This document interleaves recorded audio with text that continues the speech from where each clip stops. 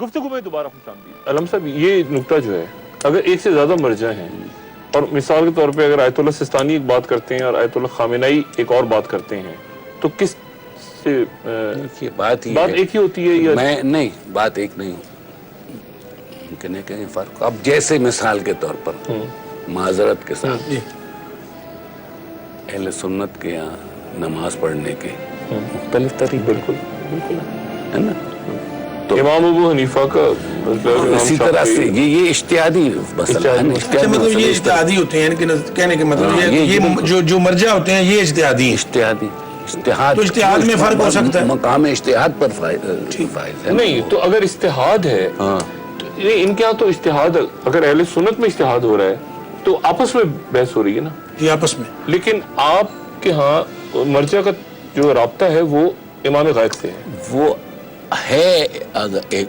طرف، لیکن ان کو تو فالو وہ کرے گا نا جو ان کی تقلید میں ہوگا۔ اچھا، ان کی تقلید میں جو ہوگا وہ اس کو فالو کرے گا، یعنی جو اس مرجع کی تقلید میں جی جس مرجع کی تقلید میں ہوگا وہ اس کو فالو کرے گا۔ اچھا، یعنی میں اگر آیت اللہ سستانی کی تقلید میں ہوں تو پھر میں آیت اللہ سستانی جو مجھے کہہ رہے ہیں کہ ان کا رابطہ جو ہے وہ اس کو میں درست مان رہا ہوں۔ دیکھیے، رابطے کا ضروری نہیں کہ بتائیں، ان کا جو حکم ہے فروع دین میں تقلید ان کی ہوگی، ٹھیک ہے، سمجھ گئے؟ یہی کہ جیسے کہ نماز کیسے پڑھو، روزہ کیسے رکھو، بالکل ویسے ہی جیسے تقریباً ایک ہی بات ہے، جیسے 4 امام ہیں، امام ابو حنیفہ، امام محمد، یہ وہی ہے نا، پھر بات تو وہی ہوگی۔ نہیں یہ مجھے نہیں معلوم کہ ان کے مرجع کا جس حضرت بہتر فرمائیں گے، مجھے ان کے مراجع کی خبر نہیں ہے، لیکن مجھے صرف یہ جو یہاں ہمارے یہاں ہے کہ ہم تو مرجع تو خیر نہیں کہتے، ان کے رسالے موجود ہیں۔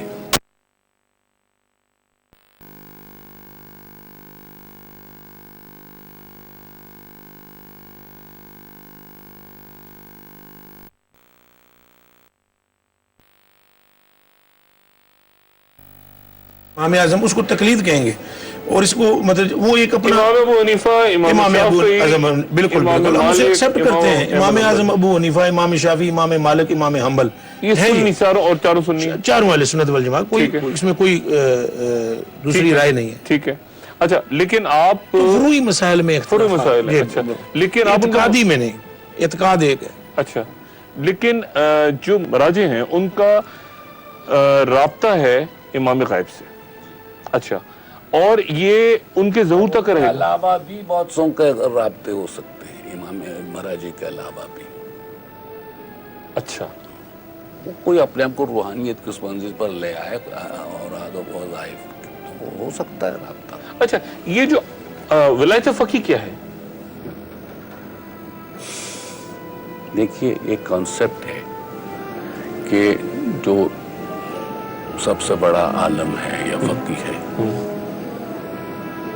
اس کو حکومت کا بھی حق ہے، حکومت کرنے کا، اس کی حکومت کرے۔ اچھا، تو یہ ہے ولایت فقی کے، یعنی جو سب سے بڑا، یعنی اس کو مرجع ہونا تو ضروری ہے نا، جی رابطہ، وہ مرجع جو سب سے بڑا ہے وہ حکومت بھی کر سکتا ہے۔ جی، اچھا، اور یہ آیت اللہ خمینی کے دور میں غالباً؟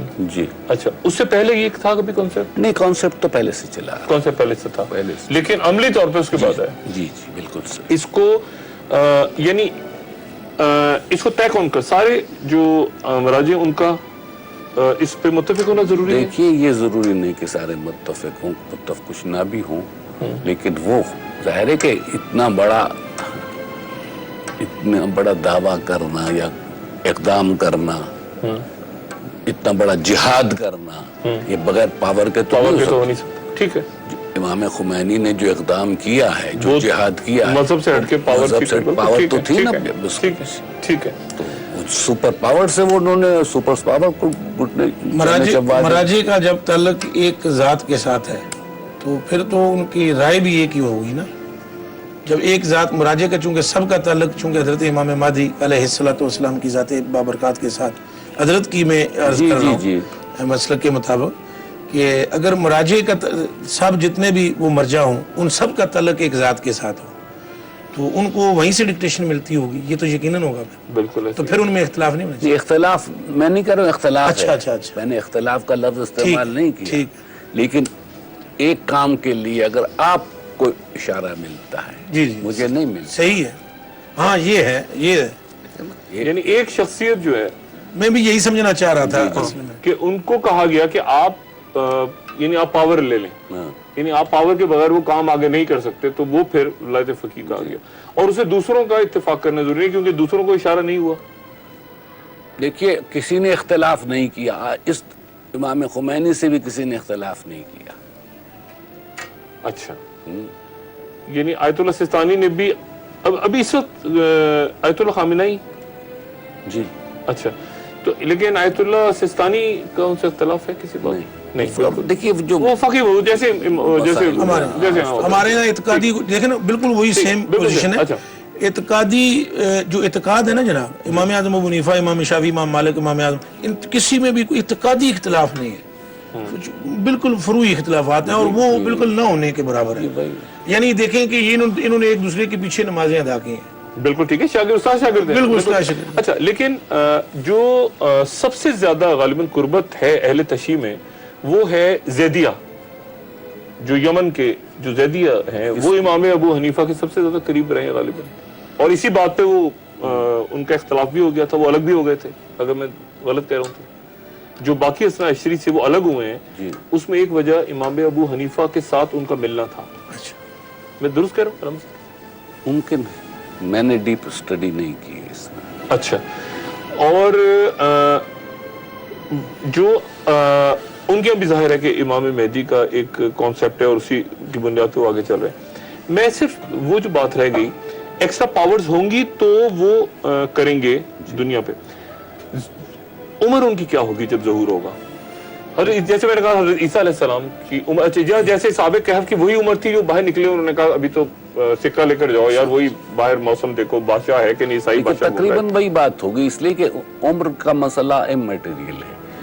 ऐसी आप गिनने जाए तो 1100-1200 साल हो जाते हैं। बिल्कुल ठीक है, तो लेकिन वो वक्त और उसका हमारे यहाँ जो है वो ये है कि वो तकरीबन 30 से 40 के दरमियान इस तो साल जवानी भरपूर जवानी होगी। ज़ाहिर है तभी लड़ेंगे। बिल्कुल, हज़रत ईसा अलैहिस्सलाम तशरीफ लाएंगे, आपकी भी भरपूर जवानी होगी। बिल्कुल ठीक है, तो जवानी होगी, ये मैं अहले सुन्नत के हवाले से नहीं, हाँ, लेकिन नहीं, फर्क थोड़ा सा यूं आ रहा है कि हज़रत ईसा अलैहिस्सलाम 33 साल की उम्र में गालिबन जो रवायात 33 से 40 की उम्र में मुतफर्रक रवायात है ना, अच्छा। तो उसमें फिर नतीजा एग्जैक्ट निकालना मुश्किल हो। और फिर वो उनको आसमान पर उठा लिया गया था, और उसी उम्र में वो वापस आएंगे। उसी उम्र में। लेकिन इमाम गायब की उम्र 5 साल थी। जी नहीं, तो वो जरूरी नहीं है। देखिए ये तो एग्जैक्ट एज फैक्टर तो नहीं लिखा हुआ ना कि एज ये हो। इसके बारे में रवायत, मतलब मेरे पूछने का मतलब है कि रवायत कोई नहीं इसके बारे में, क्योंकि हो तो इख्तलाफ भी हो सकता है उसमें। अच्छा। लेकिन ये कि ये है कि आना है उन्हीं को, वो आना उनको। अच्छा, किसी और को नहीं। ज़हूर कैसे होगा उनका? ये नहीं, जैसे इन्होंने फरमाया कि वो एक तवाफ कर रहे होंगे, अहले सुन्नत क्या है कि तवाफ कर रहे होंगे, और तवाफ करते करते उनके पास उलमा जाके उनके हाथ में बैत करेंगे, वो कहेंगे मैं नहीं हूँ, लेकिन एक लश्कर आ रहा होगा मदीना से, फंस जाएगा, बाकी मामला होंगे, लोग कहेंगे आप ही हैं। आपके यहाँ कैसे ज़हूर का कैसे तरीका? हमारे यहाँ ये है कि मक्के से ज़हूर होगा, मक्के से होगा, बिल्कुल इसमें इत्तेफाक है ना जी। अच्छा, मक्के से ज़हूर होगा, और उसी तरह तवाफ के दौरान। जी। अच्छा, और लोग पहचानेंगे, बैत करेंगे आके, लोग पहचानेंगे, अजान होगी। अच्छा, उनकी सॉरी कता कलामी माफ, उनकी जो अलामात है ना वाज़े हमारे यहाँ हदीस शरीफ में बयान की गई हैं। उनकी आंखों का, उनके माथे का, उनके जुल्फ का, उनके दाएं गाल पर उनके तिल होगा, उनके माथे की इस कदर नूरानियत और चमक होगी कि जैसे कि एक चमकता हुआ तारा जो है। तो उनकी वो बकायदा एक पर्सनैलिटी वाली शख्सियत होगी। इमाम मेहदी हैं, इमाम मेहदी हैं, तो वो बकायदा लोगों के दिल उनकी तरफ खिंचेंगे। और इसी असना में जब वो आवाज आएगी और उधर वो खस्फ होगा, तो उस पर वो कील ठुक जाएगी कि यही है, और तशकीक के फटे उखड़ जाएंगे और तयक्कुन नसीब होगा। अच्छा, यही जो बात की इन्होंने, यही शख्सियत है इमाम मेहदी की यकीनन। देखिए वो जुज़वी इख्तिलाफ है। अच्छा, एक वक्फा ख़वातीन हज़रात, और वक्फे के बाद दोबारा